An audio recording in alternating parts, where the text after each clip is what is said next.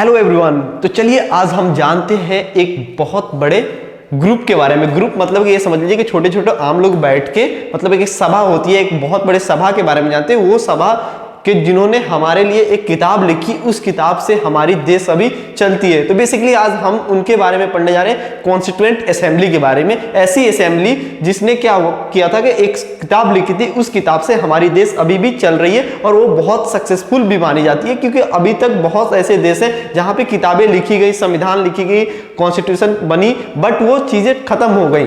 But हमारा जो संविधान है अभी भी जिंदा है। इसको बोला जाता है जिंदा संविधान, इसलिए उससे हमारी देश रन भी होती है, उसमें चीजें चेंजिंग भी होती है सबके अप्रूवल के हिसाब से। सबके मतलब कि लोगों के द्वारा जो चुने गए होते हैं लेजिस्लेटिव, वही इसमें चेंजिंग करते हैं। और कुछ चीजें हैं जिसको चेंजिंग नहीं करते हैं, वो फंडामेंटल राइट वगैरह हो गए। अब ये जानेंगे कि जो इसमें लोग बैठे हुए थे, कितने लोग थे, कितनी सेशन हुई थी, कितना समय लगा था, ठीक। तो ये सब चीजें हम यहाँ पे जानेंगे। तो ये रहा पूरी ये सभा टाइप का आपको दिख रहा है कि जहाँ पे एक प्रेसिडेंट साहब बैठे, जो ऐसे आम सभा होती है, ये सारी पब्लिक होती है, अपनी अपनी रिकमेंडेशन देती है। ये बहुत सारे ग्रुपों में बांट चुका था। इसमें जितने भी लोग थे सभी कास्ट से, सभी धर्म से, सभी रिलीजन से, सभी लैंग्वेज के बोलने वाले लोग यहाँ पे इंक्लूड किए गए थे। तभी तो हमारा एक सक्सेसफुल संविधान माना जाता है, क्योंकि ये सबसे एक लेंथीएस्ट बोला जाता है, सबसे बल्कि बोला जाता है। हिंदुस्तान की जो संविधान है सबसे मोटी संविधान है, ठीक।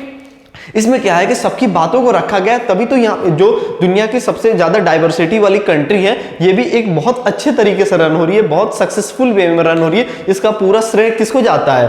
संविधान को जाता है, क्योंकि संविधान के थ्रू हमारा देश रन करता है। तो ये अच्छी बात है। अब जो 70 साल पहले, 72 साल पहले जिन लोगों ने इस संविधान को लिखा था, अभी तक के बारे में कैसे सोच कर लिखा होगा।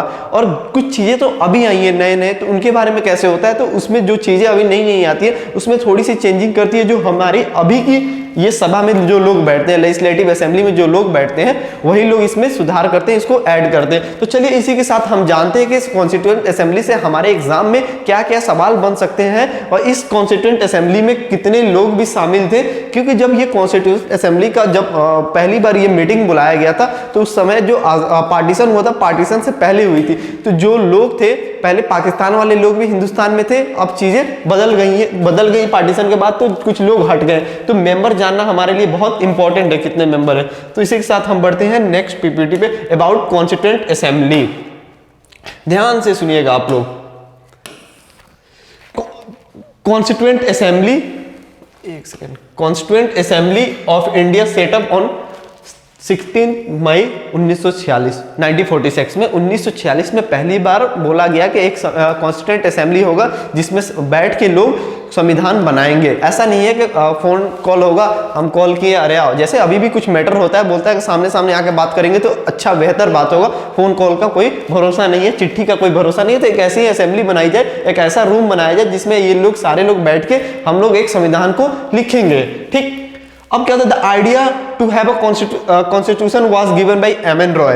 पहली बार कॉन्स्टिट्यूशन का आइडिया किसने दिया था? एम.एन. रॉय ने दिया था। एक बोल सकते हो कम्युनिस्ट, इन्होंने पहली बार बात रखी थी कॉन्स्टिट्यूशन की। अब क्या होता है कि इतनी चीजें हो गई, असेंबली बनाई जाएंगी, इसकी बात हो गई 16 मई 1946 को सेटअप की बात हो गई थी। अब पहले बार सब लोग कब मिले थे? मिलने की बात फर्स्ट टाइम मीट कहाँ हुई थी? न्यू दिल्ली में। कब? 9 दिसंबर 1946 में पहली बार मिलन हुई थी इन लोगों की।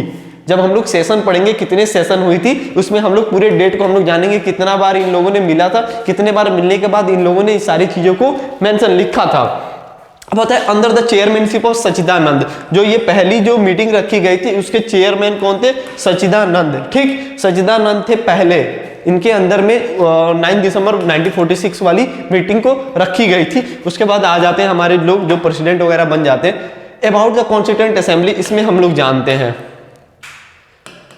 आपको पता है कॉन्स्टिट्यूएंट असेंबली का और हमारे देश के पहले राष्ट्रपति कौन थे? राजेंद्र प्रसाद। तो डॉक्टर राजेंद्र प्रसाद को यहाँ का प्रेसिडेंट बना दिया गया कॉन्स्टिट्यूएंट असेंबली का, और एस.सी. मुखर्जी को वाइस प्रेसिडेंट बना दिया गया।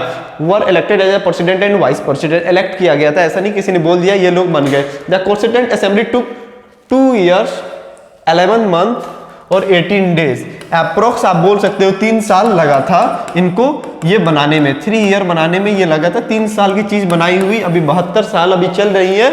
और मैं उम्मीद करता हूं कि जब तक हिंदुस्तान कायम रहेगी ये संविधान चलता रहेगा। उसमें जो कुछ चीजें चेंजिंग होती है उसको किया जाएगा, बट जो चीजें उन लोगों ने लिखी है बहुत आगे के बारे में सोचकर लिखा है। क्योंकि वो वन माइंडेड पीपल नहीं थे, सबकी बातों को वहां पे पुट किया गया। During this period it held 11 session. ये जो 2 साल 11 महीना 18 दिन का जो समय था, इसके बीच में इन लोगों ने 11 बार मीटिंग की थी, 11 सेशन बुलाई थी, उसमें मीटिंग हुई थी। लगभग 165 डे इन लोगों ने कॉन्स्टिट्यूएंट असेंबली एक रूम के अंदर गुजारा है, ऐसा माना जाता है। देखो 2 साल 11 महीना 18 दिन में ये लोग 165 दिन उस असेंबली के अंदर ही थे। इसमें लिखने की काम, इस पर डिस्कशन डिबेट चल रही थी, ठीक। बाकी तो आप लोग अपना पॉइंट घर से लेकर आते थे, बट जो यहाँ पे होमवर्क दिखाया जाता है ना टीचर को, ये चीजें चली थी 165 दिन तक। बहुत इंटरेस्टिंग होने वाला है। अब देखते हैं इस सेशन के बारे में, जो 11 सेशन हुई थी, कब से कब तक हो रही थी। देखिए बहुत मजेदार चीज है। पहला हमने पढ़ा था 9 दिसंबर से पहली मीटिंग हुई थी। जो पहली मीटिंग हुई थी इन लोगों की 23 दिसंबर तक हुई थी 1946 में। आ रही है बात समझ में? पहली सेशन जो चली थी 19 दिसंबर से लेकर 23 दिसंबर तक, 9 to 23 दिसंबर तक पहली सेशन चली थी। देन आता है आपका सेकेंड सेशन, एक दिन 20 से 25 जनवरी के बीच में 1947 में 20 से 25 जनवरी के बीच में इसको रखा जाता है। ये चीजें आ गई समझ में। देन आता है आपका क्या, 28 अप्रैल टू 2 मई 1947, ये आ गया आपके समझ में। अब एक चीज आप सॉरी 28 अप्रैल से 2 मई तक 1947 में ये चीजें होती है। देन फोर्थ सेशन कब होता है? 14 से 31 जुलाई तक। ये 2 सेशन बहुत जल्दी आ रहे हैं। मई में खत्म हुआ, फिर जुलाई में स्टार्ट हो गई 14 to 31 जुलाई तक 1947। अब आता है फिफ्थ सेशन। फिफ्थ सेशन के अंदर ही हमारा देखिएगा 14 अगस्त से लेकर 30 अगस्त तक, मतलब 15 अगस्त को हम लोग इंडिपेंडेंस डे मनाते हैं, 15 अगस्त को हम लोग इंडिपेंडेंस डे मनाते हैं। अगर आपका क्वेश्चन आ गया किस सेशन के अंदर में हमारा इंडिपेंडेंस डे पड़ता है, तो 5वें सेशन के अंदर आता है। ये चीजें देख लिया आप लोगों ने। 5वें सेशन में आप लोग देख रहे हो 14 से 30 तक थी, 14 को पाकिस्तान को इंडिपेंडेंस मिली थी, उस दिन भी हमारा सेशन चल रहा था। बातें बहुत होती होंगी कि 15 दिसंबर को क्या होने वाला, 15 अगस्त को क्या होने वाला है। तो 15 अगस्त जो होता है फिफ्थ सेशन के अंदर आता है। इसी सेशन में हम लोगों ने आजादी मनाई थी। अब आता है सिक्स सेशन, 27 जनवरी 1948 के दिन ये हमारा छठा सेशन हुआ था, मात्र एक दिन का, ठीक। छठे सेशन हो गई। अब आते हैं 7वें सेशन पे, 4 नवंबर से लेकर 8 जनवरी तक बहुत लंबा सेशन चला था। 7वां सेशन 1948 से लेकर 1949 में, मतलब कि 4 नवंबर से लेकर 8 जनवरी तक ये चला था, लगभग 2 महीनों के करीब। अब आते हैं सेशन में ही, क्योंकि 11 सेशन हुई थी, अभी हमने 7 देखा है। कुछ सेशन को हम लोग यहाँ पे देखे। 8 सेशन 16 मई से 16 जून तक ये सेशन चला था। 16 मई से 16 जून तक ये सेशन चला था। और 9th आता है 30 जुलाई टू 18 सितंबर, ये भी लंबा था 1949 में।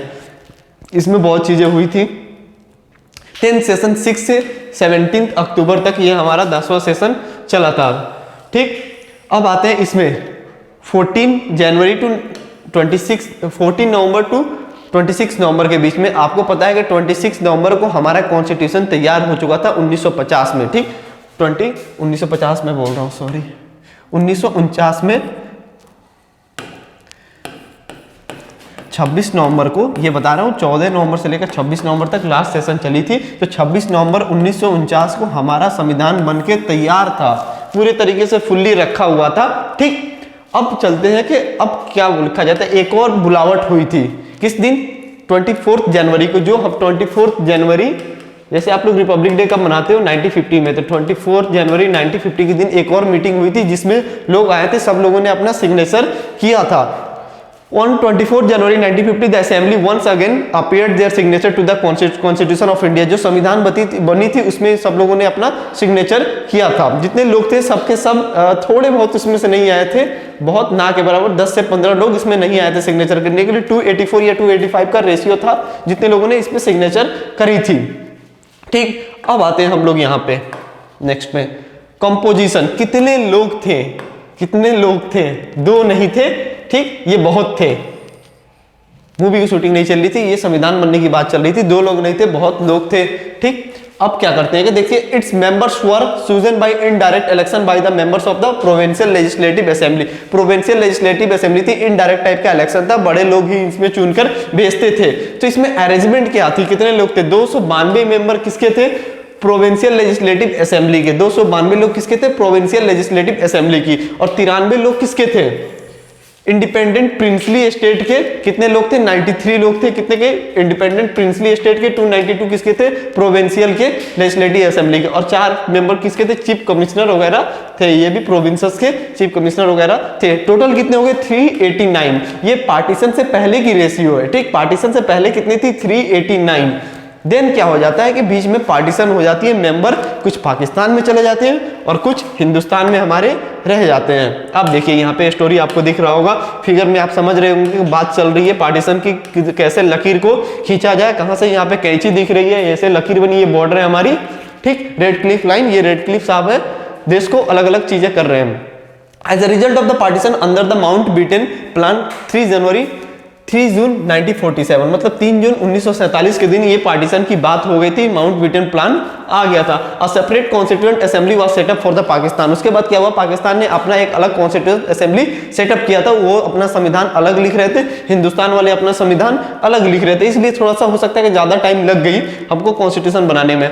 The membership of the assembly was reduced to 92। जो 389 था, 389 से कितना हो गया? इसको कट करके 299 हो गई थी जो मेंबर थी। तो हमारे ओरिजिनल मेंबर थे 389, बट पार्टीशन के बाद में कितने हो गए?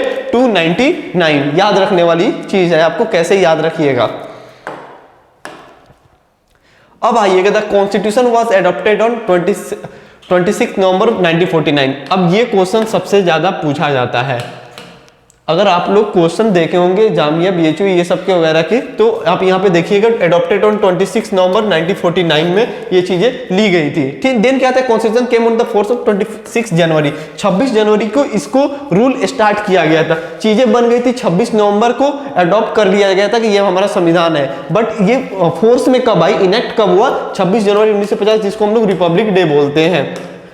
देन क्या होता है कि हमारे कॉन्स्टिट्यूएंट असेंबली ने हमारा जो नेशनल फ्लैग है इसको भी एडॉप्ट कब किया था? ये देखिएगा, 22 जुलाई 1947 के दिन हमारा नेशनल फ्लैग एडॉप्ट हुआ था। ये 26 जनवरी जो रिपब्लिक डे मनाया जाता है, ये लाहौर सेशन हुई थी, उसमें उस दिन को याद करने के लिए हम लोगों ने 2 महीने का इंतजार किया था, ठीक। यहीं पे हम लोग ये कॉन्स्टिट्यूएंट असेंबली के बारे में इतना ही, फिर हम जानेंगे अगले एपिसोड में, अगले वीडियो में। Okay, thank you.